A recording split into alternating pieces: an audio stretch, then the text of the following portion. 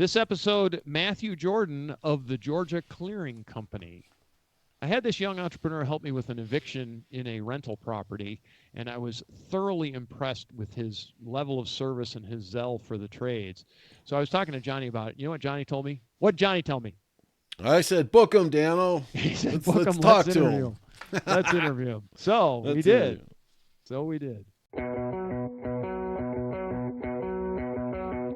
Welcome to the Handyman Pros Radio Show. Home improvement and maintenance tips from the pros. Thanks for listening to another edition of the Handyman Pros Radio Show, where our goal is to help save you time, money, and aggravation on your home maintenance and repair. This edition's entitled Matthew Jourdan of the Georgia Clearing Company. And to help me explain, I'm here with my ever cheerful co-host and old buddy, John. Johnny? Yeah. What's going on, buddy? Yeah. Hey, we were talking. You were telling me about Matthew, and I thought it was you suggested that we interview him. I think it was a great call. I think the interview is really fantastic, you'll understand what he does, and as a 23-year-old, he's a go-getter, man. He's starting his own business and sounds pretty successful at this point. So there's a ton of stuff to unpack here. I mean, a ton, like a total ton, a combination of starting a business plus insight into the grading business, insight into the junk removal business. And this goes for both people wanting to start their own business and homeowners. Tons of great tips in this thing. And Johnny, that was a perfect segue into our episode with Matthew. And here it is. We're here with Matthew Jourdan of the Georgia Clearing Company. Matthew, welcome. Hey, thanks for having me. Hey, Matthew, thanks for coming. This is John. I'm looking forward to hearing about your business. Larry's told me a lot about you. So, and all the good things. Yeah, and all the good things. That's right, and all the good things. I'm excited to tell you about it. All right. Well, I'll tell you what. Why don't you tell us a little bit about yourself and your business? Why not? We'll dive right into it. Yeah. So my name's Matthew. I started this little junk business, and when I was like 11 years old, and we do everything from junk removal and tear downs and anything you need hauled off basically to we also bought one of those bobcats, and so we started doing land clearing and that kind of stuff. We actually opened the other business, Georgia Clearing, and we do all sorts of land grading and anything of that nature, just basically bobcat work. So anything you need to go away, whether it's shrubberies or trees or a play set or just junk in the basement, we take it all. So that's kind of. Would you take my ex-wife? Oh, just kidding. People are always asking. We've yet to get one, but. Well, don't dig her. Never mind. We'll leave that one alone. So you started at 11 years old. So we always ask, why do people start? So I'm assuming at 11 years old, you were kind of looking for some extra money or something like that, or tell me more, because you're in your 20s, and so you're really, as I like to call it, you're a young entrepreneur. And so why did you start at 11 years old? I mean, I'm just curious. It's fascinating. Yeah. So both my parents always had kind of the entrepreneurial spirit. My mom did, had those little kiosk stores at the mall, and my dad's had about every business you can think of. So as a kid, I was always doing anything to earn a buck. I was the kid. I somehow brought in $60 from working 50 cents, per lemonade in front of my parents' house, selling little lemonades. So I just always was kind of grew up in that, just doing little entrepreneurial things. So when I was 11, we had one of those big rains that happened. Yep. And my neighbors put their carpet out on the street. So I started knocking on doors. I didn't end up getting the carpet, but they had that through insurance, but they said they got some other stuff that got wet, and we started picking that up, and I started going door to door. And as a 11-year-old, a couple $100 is awesome, especially with my dad paying, fuel and dumping. I just got a couple $100. It was great. So we just kind of started hauling stuff, and I did it all through high school and kept doing it, and it turned into a business. And it turned into a real business. Johnny, did you ever start anything like that when you were young?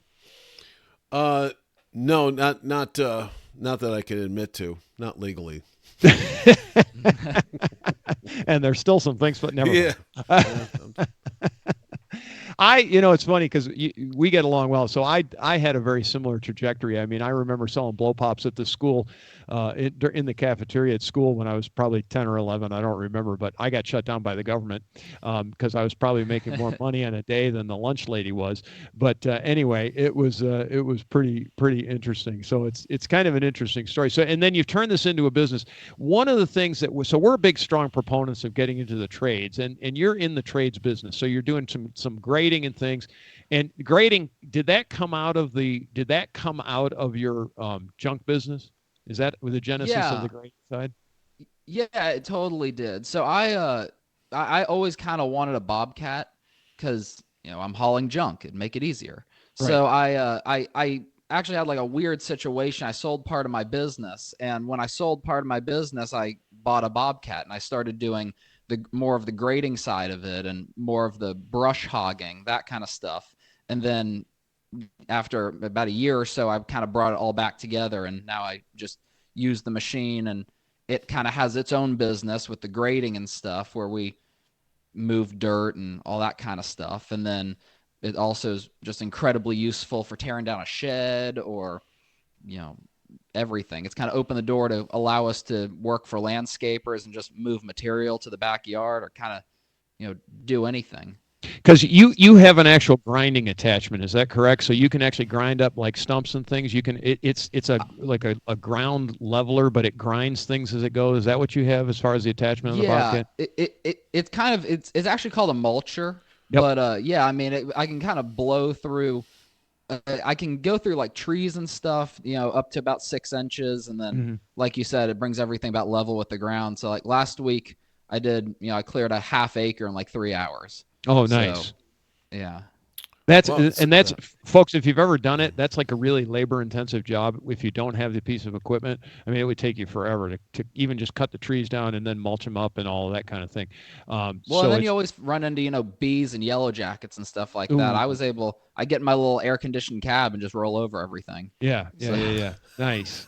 Nice. Johnny's laughing in the background. Yeah, that's the way to do it. Now, when you say us, I might have missed that. So, do you have other folks working with you, or? It depends. So, part of the year during the summer, with the junk business and the grading business, but specifically the junk, that's a very summer business.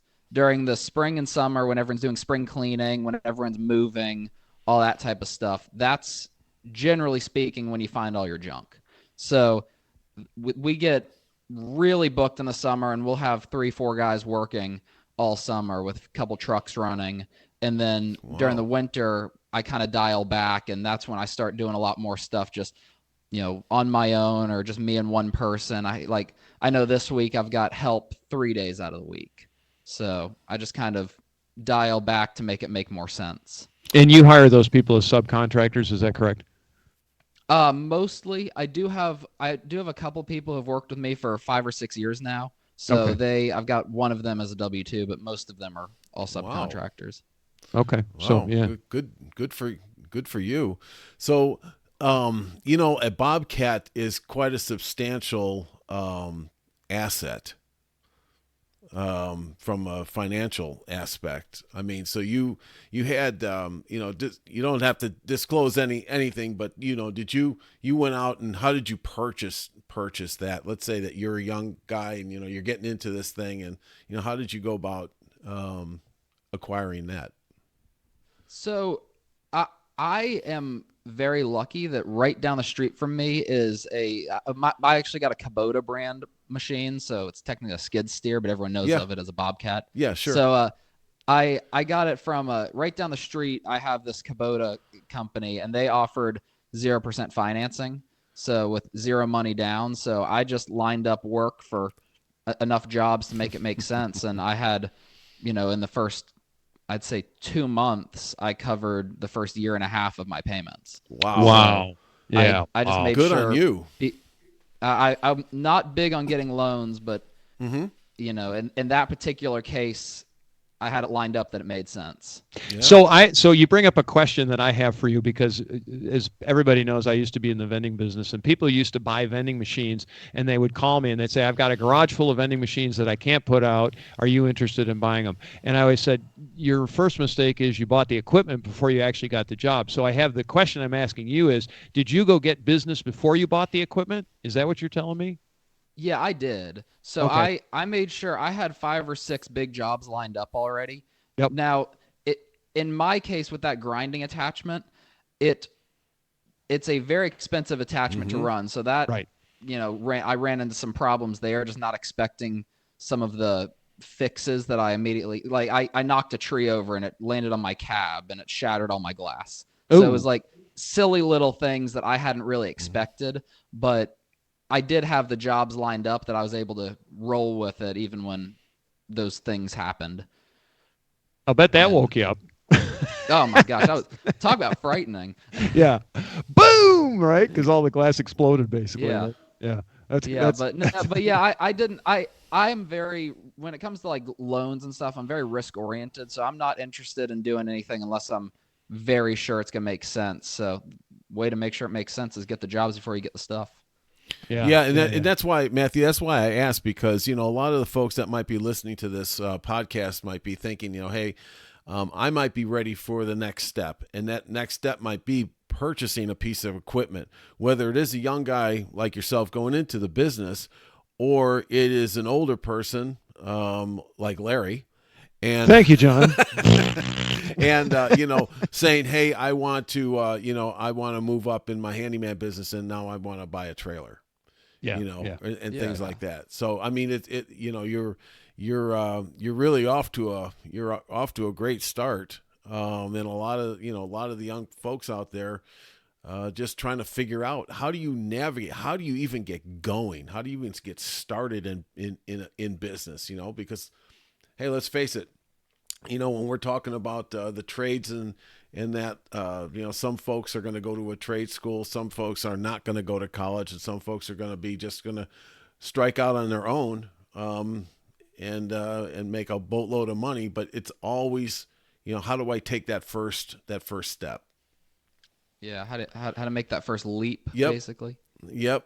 Yes. Yeah, because, and that's why I was interested in that piece of equipment, because that is a substantial asset, especially when you're young. And then you just told us the story about that. So I guess for the folks out there, you gotta be thinking ahead here. Yeah, well, and I also kind of used the people around me as my advantage. So I know 5 or 6 other companies that all work within a half mile of me. So some of them are junk businesses, but others are like landscapers and stuff. So when I bought the machine, they all knew I was buying it. So if I did have a slow time where I didn't have the job, they all, they all knew they had a machine that they could rent. So I just kind of had, a couple backup plans lined up so that if something did go wrong, that it still made sense to have my machine. See, Johnny, see why we have him on the show? Because he actually thinks like we think. He thinks things through before he does that, which is the tip of the day, by the way. That's the way my boss is. He thinks like me. Except if I was the boss, I'd fire you just because you're you. Yeah. But I always say I work for a guy named Ash. I fired myself. I hired back. Yeah, I got hired back. No, that's really interesting. So, how are you going about getting these jobs? Okay, you said you had 5 jobs lined up. How did you do that? Well, I had one customer who I knew was looking for that grinding thing, and so I went to him and I talked to him and I kind of got him all scheduled. And while I was out there, I noticed that a lot of his neighbors were kind of doing the same thing, where he had 4 acres. And so I was out there and I talked to some neighbors, and they didn't need it, but they showed me over to a fence guy that I met. And then this fence guy, he was putting up a fence at one of the neighbors' houses, and he didn't have a job that week that he needed it, but the following week he needed someone to blaze a trail through the woods for him so he could put a fence up. And so I kind of got hooked up with him, and then through him, I'm already on the job, and I blaze a trail for him to put up a fence. And the customer asked me if I could, stay a couple extra days and just clear out the rest of the property for him. And I did. And it just kind of worked out that from that first job that I was at and just knocking on doors and talking to other people, that I was able to get introduced to other people that, I only had one job that was 100% like I had it scheduled, but I had a bunch of people that were ready to use me just as soon as I got my machine. So I just started getting them scheduled as soon as I got that machine going. When you were doing that, you knew these folks. Did you actually do any type of what I would call marketing type of activities, or was this all through people that you already knew? Or that the first job was someone I knew, and then from there it was just marketing and just talking to people is what it was going more the door to door and seeing people on jobs and talking to them. And then I did eventually, after the first month or after the first 2 months, I started doing a little bit of SEO and some marketing online, and that started getting me some business as well. Good old networking, Johnny, and talking. Of course. And heads up as well. I'd love to hear how he's going about it. Because once again, I kind of come at this as trying to put myself in the shoes of somebody who a young person might be listening to this. Once again, it's all the pieces and parts of how you get a business off the ground. Yep. I have a question on the junk business, Matthew.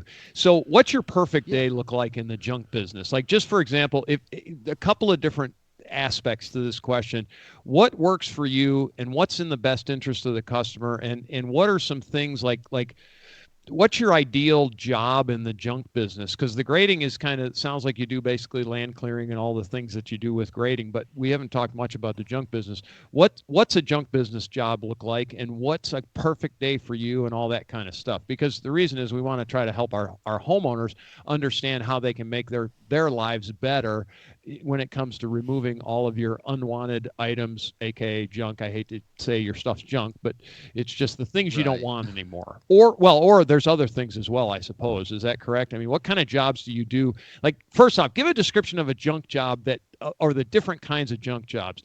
Are you doing what are you doing? Sure. What different jobs are there in the junk business, in the junk removal business? So the junk business kind of breaks down more or less into 3 different types of things. You've got your demo, which is, hot tub, a play set, a back deck, something like that needs to be demoed and hauled off. Okay. You've got the people who are just kind of cleaning up the smaller jobs. They got a new couch. You got to take the old couch. Their bathroom flooded and they demoed some floor in there, and they've got to, just get that hauled off, something like that. Then you've got like the people who are moving, and those are our big jobs usually. So that's kind of our favorite thing. And that's our perfect job, is when someone's moving and we basically get to the house at 9:00 in the morning and do a load or two. And at the end of the day, your house is empty and, the stress is gone, and we were able to spend the whole day at one house. Ironically, our perfect day is also the most cost effective for the customer. It's usually the easiest because in the junk business, we have pretty good profit margins, and for us to come to a job site, whether we're there for 10 minutes or a whole day, we have the same fuel to get to the job site. That's much like the handyman business. It's the same thing, right? So, yeah. And generally speaking, whenever we're dumping, our dumping is not terribly expensive. We're usually going to dump a full trailer load. So if we have 5 small jobs, it'll fill up one trailer and we'll dump it, or we'll go to one house and fill up a trailer and dump it. So our dumping is pretty much usually about the same also. So for the customer, you can get, if I'm at a customer's house for, $150 job and they've got a couch that they want to throw in, I'm going to have to charge them an extra, $50, $75 to throw a couch in. But if I've already got, 3/4 of a trailer full, I know that I can't fit another job in there. I'm going to the dump anyway. I'll just I'll throw the couch in. It's no difference to me. Yeah. So it makes the most sense for the customer if everything's either in one job, like in a perfect world, it's all sitting in the, garage where we can back right up to it, throw it in and take off.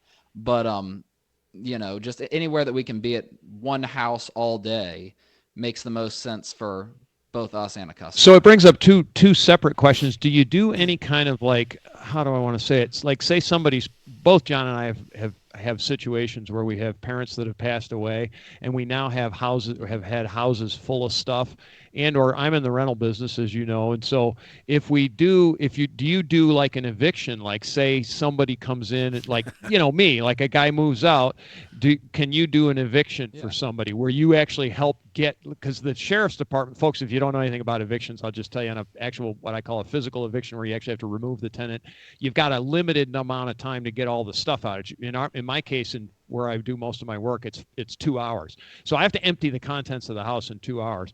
And folks, that's a harder deal than you want to think. So do you do things like that? Or I actually have a friend right now who's, one of his parents moved away. He actually moved his other parent in with him. He's got a full house full of furniture and clothes, everything. I mean, basically pots and pans, the whole deal. Do you do those kinds of jobs? Are those things that are in your? Oh yeah, we love those. I can't really say that's my perfect day, because that doesn't happen a whole lot. But yeah, we love those. Evictions are great. We bring 3 or 4 people, we knock it out. Usually, like you said, in this area, we've got about 2 hours usually, and we can almost always have it knocked out in about an hour and a half sometimes. And smaller houses we can do even quicker. But we love evictions, and with evictions, it's also, you get us for 2 hours. So we're able to add the extra bit, the extra of being able, let's say we knock it out in 45 minutes. We've got us for an hour and 15 minutes more. What else do you have to do? Are you flipping the house? You want to pull out the kitchen cabinets? Like, what else are you doing? Oh, that's awesome. We can sit around. Yeah, that's awesome. Yeah. So we'll sit around, give you, the full benefit of your 2 hours. So that's kind of fun. And then, like you're saying, with parents who have passed and stuff like that, we love hoarder houses, things of that nature, where we can bring in 2 or 3 dumpsters, and same thing, where we just get a bunch of guys and knock it out in a day or two. Yeah. Because that actually is believe it or not, that moving situation can be very problematic for people, because you just don't know where to go, right? And that's why I ask those 2 things. And in particular, I mean, I have a very good friend of mine, and John, you know who it is as well. And his dad passed away, and may the good doctor understand it. He was a 5th Marine in Semper Fi, spent a little time on Iwo Jima, but super good guy, and passed away, moved his mom out, and literally the house is just full of stuff. So there's a job coming up for you, Matthew, I'm telling you. Houses for sale. Well, the other thing we love stuff like that. Go ahead, Matthew. We love it's fun to do those, because it's so stressful for the customer to walk in and look at just this massive amount of stuff in the house. And for us, it's nothing we haven't seen last week, and we're going to see it again next week. It's not a big deal to us. So we can just walk in there and just knock it out, and take all the stress and worry and everything of somebody just looking at this overwhelming task, and just, get it done in a day or two. That's amazing. Yeah, no, that's a good benefit right there. And the other thing is that I was just talking with my neighbor, and everybody says the same thing. When we were growing up as kids, it's like we used to toss couches out. We used to put the couches on the curb, and the guys used to, the garbage trucks used to come by and take that stuff. Maybe you had to flip the guys a couple of bucks or what. You can't get rid of anything anymore. Yeah, these guys won't take anything. So, hence we never really had a bunch of junk removal guys when I was growing up, because we'd always just stick it out on the curb. Now it's like, how the hell do you get rid of anything? So yeah, it's really tough, especially the larger items, Yeah. And, those companies. Go ahead, man. Those companies have just so many stops in a day. It's hard for them to justify, throwing a couch in there. No, absolutely. Yeah, once a couch in there, that's a whole nother stop or two that you can't really fit in. Because Larry, remember I think didn't we paid those guys to take that carpet? See, carpet won't compress in a garbage truck. So once the carpet's in there, it's in there, and the guy had to come back. Yeah, he had to go dump it and come back. But we flipped him $50 or whatever. But I mean, I had to back to the stress thing. I mean, I took out. It was a 1,300 square foot house. We took out 6 tons of junk out of it. 6 tons. Folks, Wow. I say that because, folks, you got to understand that's 12,000 pounds, and somebody has to move that, and somebody has to dispose of that, right? I hired a guy. This is up in Chicago, but I hired a junk guy to help me get rid of it out. But yeah, I mean, it was one stop after another going to the dump. But anyways, because you're right, wow. Matthew, is that you look at this, and the big benefit here is it takes all the stress away if you're faced with this. Yeah. And it's a daunting task. You look at it and you say, how in the hell am I going to be able to remove and clean this place out? Right. Yeah. And for me, it's just another job. Exactly. It's easy for us. Exactly. Yeah. So as we like to say, everybody's kind of winning on that one, really on the winning side. So Matthew, do you have any tips for people if they're either in the grading side or the tip side? Because our goal is to help save people time, money, and aggravation. You just told like your basic job right now, as far as the junk business goes, is saving people aggravation and or time, because you just laid out all those reasons. Is there any other tips that can help people, like, if they're planning one of these kinds of things, like say they're going to sell their house, give us a tip. Just come up with, what do you got? What do you got for us? Yeah. I always tell people, if you know you're going to sell your house in 6 months, start cleaning out now. Because what always happens is we get these customers who it's tomorrow morning at 9 o'clock is the closing, and they're calling me at 3 o'clock, and they've got a big pile of stuff in their garage, and they have no idea what to do with it. And we can do it, but then we're working after hours and stuff. It gets very expensive. And I always say, as soon as you start thinking about moving, just start cleaning.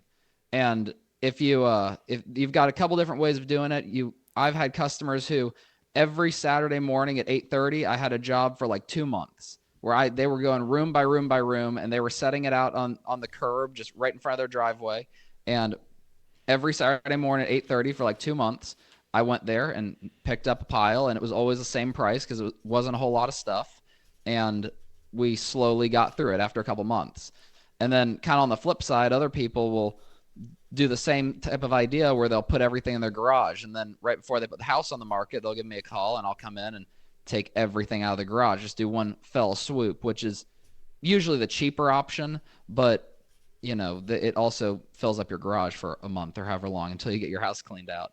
Johnny, it sounds like a pricing triad situation. So we've done in the past, we call that the pricing triad, Matthew. It's there's time, there's money, and what is it? Time, money, and quality. Price. Oh, and quality. Yeah. And so it's one, if you get that call then for the next day, it's going to always be more expensive because you can't plan it, right?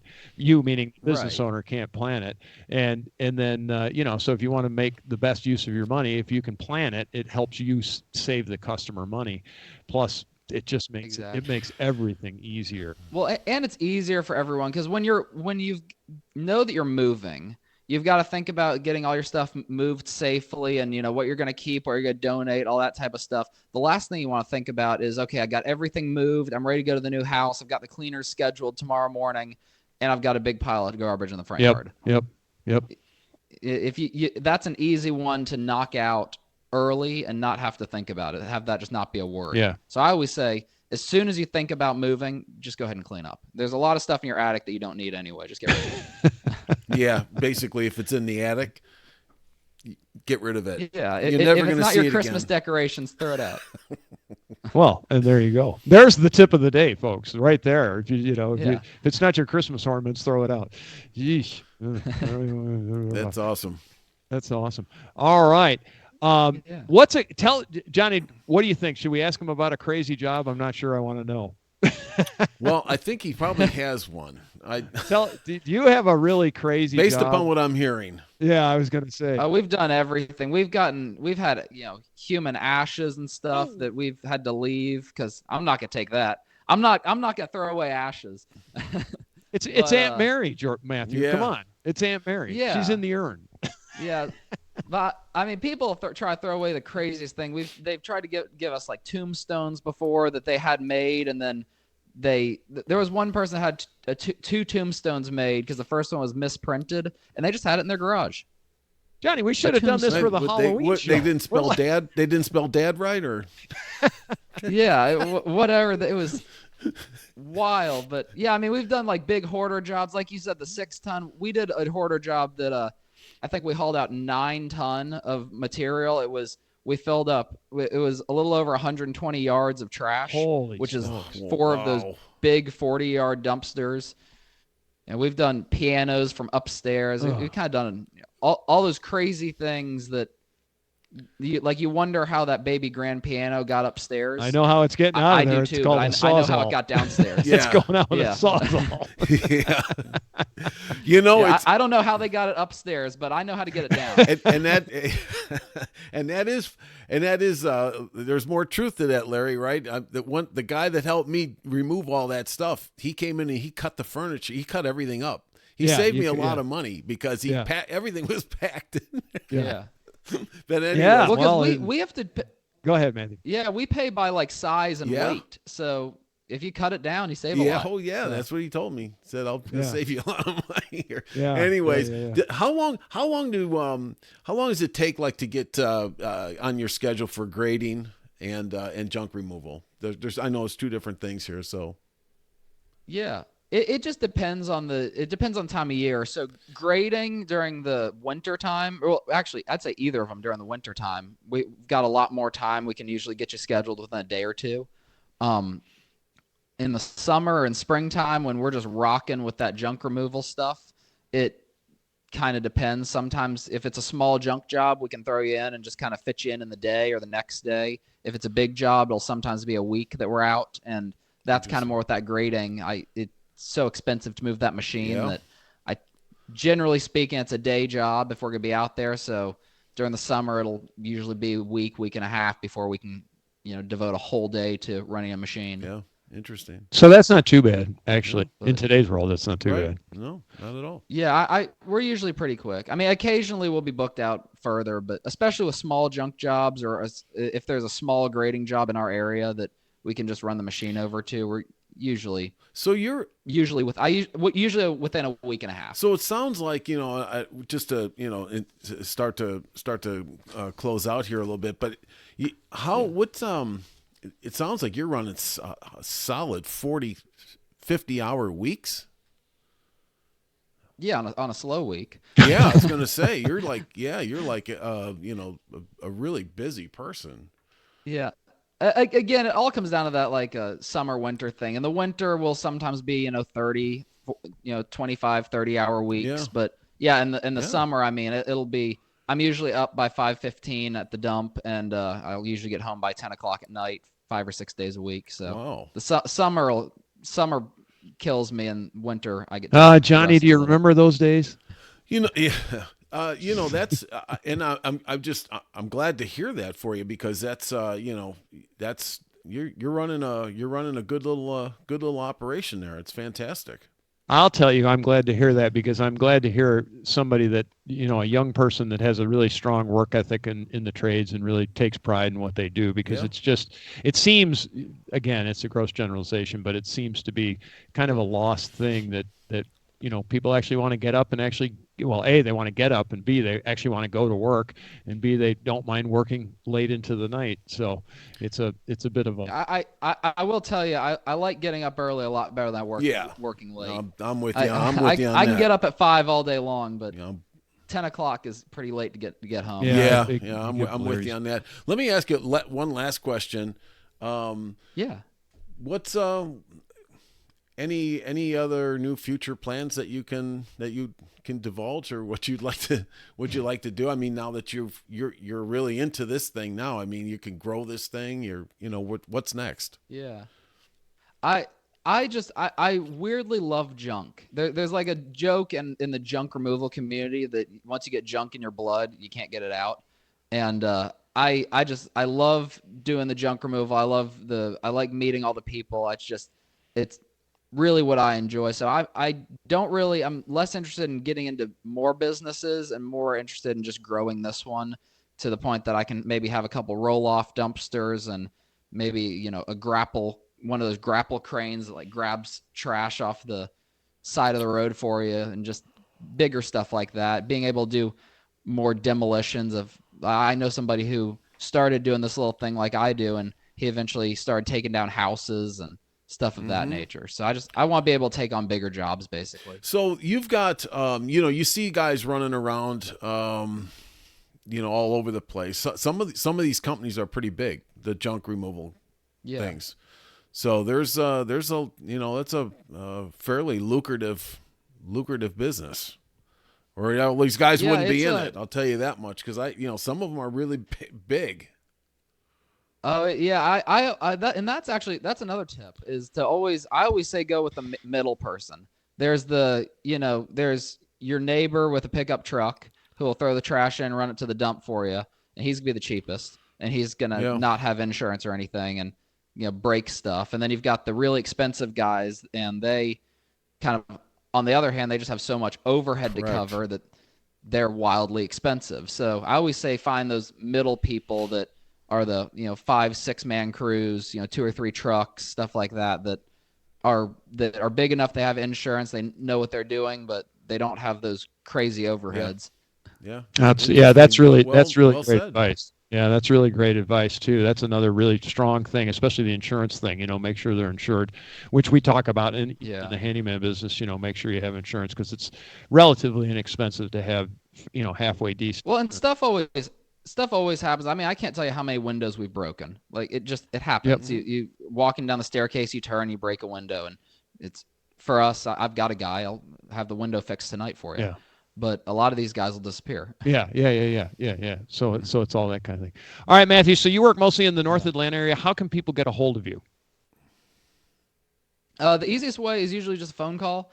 We do phone calls and texts. I've got a website and email. If you go to georgiaclearing.com or junkgenerals.com, that'll get you to kind of see everything we do. Our phone number's on there, our email's on there. So, I usually say the website, and that can get to us. Awesome. Perfect. Awesome. All right. Well, Matthew, we want to thank you for your time, and we will have you on the show sometime in the future. Yeah. Well, thank you for having me. All right. Thanks, Matthew. Awesome. Thank you, guys. All right. I want to thank Matthew for being on the show. Johnny, what are some of the key takeaways from this show? I guess I had a couple of questions that I asked him during that interview that interested me, because one of the things is that people, I think a lot of folks, especially young people, get lost in is, how do you get your feet off the ground in business? Where do you even start? Does that make sense, Larry? It does. It does. I mean, it's like, what do I do? I didn't, college wasn't for me. And even if I went to college, I still kind of have the same type of thing. And, you can make a lot of money as entrepreneurs, and in the trades and things. And Matthew seemed to have some very good insights into getting this thing successfully launched.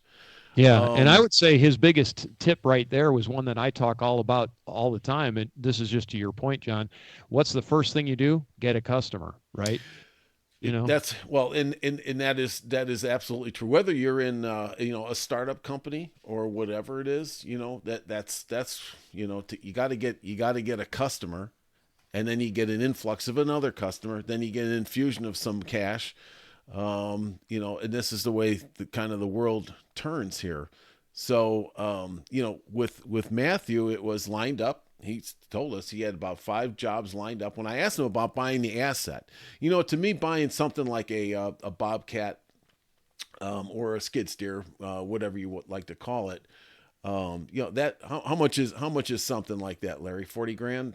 You're a little short. Okay, that's what I thought. Double it. It's more like, and 80. Remember too, the part we didn't get into is he needs a truck and trailer to tow it as well. So you've got all that, of course, and then he's got the attachment. So you've got a lot of. So folks, you got a lot of dough tied up in this thing. But to his credit, what did he do? He had I think he said 5 businesses lined up, 5 jobs lined up. And then he went and he got the asset. Enough to cover 1.5 years worth of payments, which is really smart. That's just really so he's wise. Way ahead of the game. Yeah. Just talking to him sounds like he's got that asset working for him a lot. And what he's figured out is if he doesn't have it working, he can rent it out to his, some other folks in business. Yeah, his friendly competitors, as I like to call them. And that's the other thing that was smart about it.